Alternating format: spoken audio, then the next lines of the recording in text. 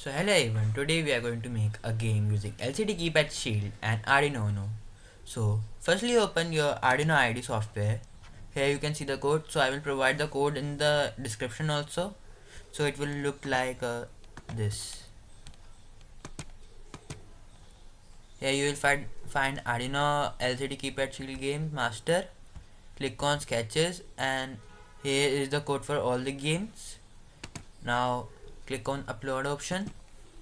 So I'm mentioning that you have to choose the port also and uh, the board on which you are uploading. So that is Arduino Uno and port is COM4.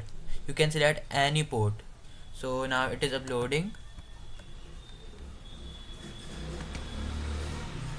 Now as you can see, we have uploaded our code to Arduino, and so let's play it. You can select the levels. So I'm selecting level 3 and then select.